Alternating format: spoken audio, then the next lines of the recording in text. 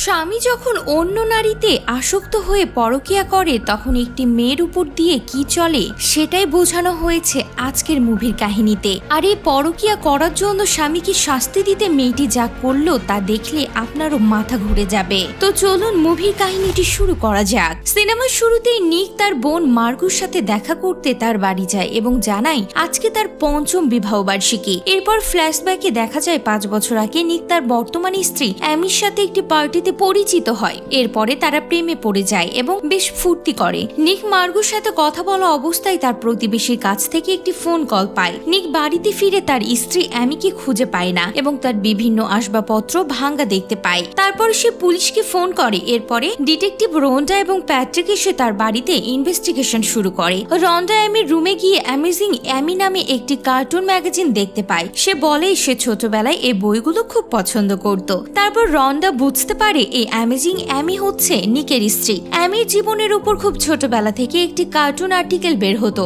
এজন্য ছোটবেলা থেকে অ্যামি ছিল খুবই ফেমাস। এরপরে আবার ফ্ল্যাশব্যাকে দেখা যায় অ্যামেজিং অ্যামির এক বই পাবলিকেশনের দিন নিক অ্যামিকে বিয়ের প্রস্তাব দেয় এবং অ্যামি রাজিও হয়ে যায়। এরপরে বর্তমানে দৃশ্যে দেখা যায় নিককে পুলিশ স্টেশনে নিয়ে আসা হয়েছে। সেখানে এজেন্ট রন্ডা এবং প্যাট্রিক তাকে এমির সম্বন্ধে বিভিন্ন প্রশ্ন করে, কিন্তু নিক সেসব প্রশ্নের সঠিকভাবে উত্তর দিতে পারে না। এরপর ফ্ল্যাশব্যাকে আবার দেখা যায় অ্যামি এক ডায়েরিতে তাদের অতীত বর্ণনা করেছে। এমি বলে তাদের বিয়ে 2 বছর হয়ে গিয়েছে, কিন্তু তারা অন্যান্য কাপলের মতো নয়, তারা বেশ সুখী এবং তারা বেশ মজা করে। এরপরে রন্ডা নিকের কাছে এই কোলুওয়ান খামটির সম্বন্ধে জানতে চায়। নিক জানায় তার স্ত্রী প্রত্যেক বছর তাদের অ্যানিভার্সারিতে ডেজার্ট হান্ট ব্যবস্থা করত। এই কোলুয়ান হয়তো সেই ডেজার্ট হান্টের একটি অংশ।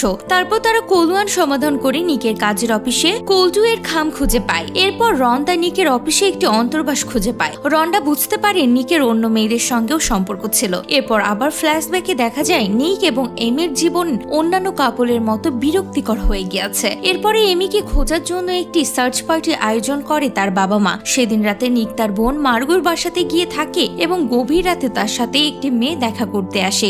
মেয়েটি ছিল নিকের এই স্টুডেন্ট এবং যার সাথে নিকের পরকীয়া প্রেম চলছিল। তারপরে সেই মেয়েটির সাথে ফুর্তি করতে থাকে। এরপরে ফ্ল্যাশব্যাকে আবার দেখা যায় এমি বলছে নিক শুধু তাকে মজা করার জন্য ব্যবহার করত এবং নিকের সাথে তার বেশ ঝামেলা এবং ঝগড়া হতে থাকে। এমনকি একদিন নিক তাকে মেরে বসে এবং এমি তার স্বামী নিককে ভয় পেতে থাকে। এর পরের বর্তমান দৃশ্যে নিকের বোন মার্গো তাকে সকালবেলায় অনেক বকা দেয় কারণ তার স্ত্রী হারিয়ে গিয়েছে, কিন্তু সে এদিকে তার স্টুডেন্টদের সাথে মজা করছে। নিক তাকে জানায় তার এটা ছাড়া আর কোনো উপায় ছিল না। তার স্ত্রী এমি তার উপরে অনেক মানসিক অত্যাচার করত। এরপরে তারা টেলিভিশন দেখতে পায়। এলেন অ্যাবট নামে এক টেলিভিশন উপস্থাপক অ্যামির হারিয়ে যাওয়া নিয়ে নিককে সন্দেহ করছে। সম্ভবত নিকি অ্যামিকে মেরে ফেলেছে। তারপরে পুলিশ জানতে পারে অ্যামি অন্তঃসত্ত্বা ছিল। তারপরে এজেন্ট রোন্দা কোলটু এর খাম সমাধান করে নিকের পুরাতন বাড়ি থেকে এমির লেখা একটি পুরাতন ডায়েরি খুঁজে পায়। সেখানে তার সব কথা লেখা ছিল। এমনকি শেষের দিকে এমন একটি কথা লেখা ছিল যে তার হাজবেন্ড হয়তো তাকে মেরে ফেলবে। এরপর বর্তমানের একটি দৃশ্য দেখা যায় এমি গাড়ি চালিয়ে চলে যাচ্ছে। ন্যারেটিভে জানতে থাকে কিভাবে সে সবকিছু করেছে। সে তার প্রতিবেশীর এক অন্তঃসত্ত্বা মহিলার ইউরিন চুরি করে নিজেকে প্রেগনেন্ট প্রমাণ করার চেষ্টা করেছে। তারপর সেই মহিলাকে নিক মারতে পারে এসব কথা বলছে এবং যেদিন সে হারিয়ে যায় সেদিন সে পারফেক্টলি সবকিছু ভেঙে চুরে একটি ক্রাইম সিন তৈরি করেছে এবং সুন্দর একটি ডায়েরিও লিখেছিল, যেটাতে প্রথম দিকে তার এবং নিকের ভালোবাসার গল্প থাকলেও শেষের দিকে নিক তাকে মেরে ফেলতে চায় এমনটাই লেখা হয়েছিল এবং সে এটাকে হালকা পুড়িয়ে রেখে দেয় যেন পুলিশ সেটা খুঁজে পায়। নিকের পরকীয়া প্রেমের কথা সে জেনে গিয়েছিল এবং তাই তাকে সাজা দেওয়ার জন্য সে এসব কিছু করেছে। এমিকে খুঁজে না পাওয়া গেলে পুলিশ ভাববে নিক এমিকে হত্যা করেছে এবং নিকের ফাঁসি হবে। এরপর এমি নিজের আউটফিট পাল্টে দূরে একটি জায়গায় বাসা ভাড়া করে একা বসবাস করতে থাকে। সেখানে এমির গ্রেটা নামে একটি মেয়ের সাথে পরিচয় হয় এবং এমি নিজেকে ন্যান্সি নামে পরিচয় দেয়। এরপরে এমি গ্রেটাকে তার হাজবেন্ড নিকের পরকীয়া প্রেমের সম্পর্কে বলতে থাকে। এরপর নিক এসব ঝামেলা থেকে বাঁচতে টেনার বোল্ট নামে একজন বিখ্যাত উকিলকে ভাড়া করে। এরপরে নিক টেনার বোল্টের পরামর্শে এমির পুরাতন প্রেমিক টমির সাথে দেখা করতে যায়। টমি জানায় অ্যামি ছিল একটি সাইকোপ্যাথ। অ্যামি তাকে ফাঁসিয়ে জেলে পর্যন্ত পাঠিয়েছে, অথচ যেখানে তার কোনো দোষ ছিল না। এরপর নিক এমির অন্য এক প্রেমিক কলিনের সাথে দেখা করতে চায়, কিন্তু কলিন তার সাথে কোনো কথা বলে নাই। এরপর গ্রেটা তার বয়ফ্রেন্ডকে নিয়ে এমির রুমে আসে এবং তারা বুঝতে পারে এমির রুমে কোথাও টাকা লুকানো আছে। এরপর তারা এমির কাছ থেকে জোর করে টাকা নিয়ে পালিয়ে যায়। এরপরে টেনের বোল্ট নিককে প্রশিক্ষণ প্রশিক্ষণ দিতে থাকে, কারণ সে একটি টিভি প্রোগ্রামে যাবে এবং সে নির্দোষ এই কথাটি বলবে। এদিকে এমি তার পুরাতন প্রেমিক কলিনকে ফোন করে ডাকে। তারপর এমি জানায় তার হাজবেন্ড তাকে মেরে ফেলতে চায়, কলিন যেন তাকে সাহায্য করে। এমি কলিনের বাড়িতে চলে আসে। এরপরে কলিন এবং এমি মিলে টেলিভিশনে নিকের সাক্ষাৎকার দেখতে থাকে। এই টিভি শোতে নিক খুব ভালো পারফরমেন্স দেখায়। সে বলে তার স্ত্রী অনেক ভালো ছিল, কিন্তু তার সাথে ভালো ব্যবহার করতে পারেনি। সে চায় তার স্ত্রী যেন তার কাছে ফিরে আসুক এবং সে তার স্ত্রীকে অনেক ভালোবাসে।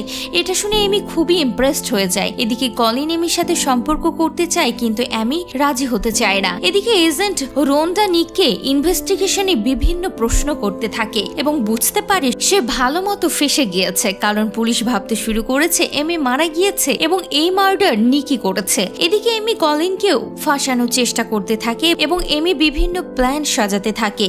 এরপর কলিন রাতে ফিরে আসলে এমি তার সাথে ফুর্তি করতে শুরু করে। এরই মাঝে একটি ছুরি চালিয়ে কলিনের গলা কেটে দেয় এবং কলিন মারা যায়। পরদিন সকালে নিক দেখতে পায় তার স্ত্রী এমি রক্তাক্ত অবস্থায় ফিরে আসছে। এরপর পুলিশ অফিসাররা এমির কাছে জানতে চায় কি হয়েছিল।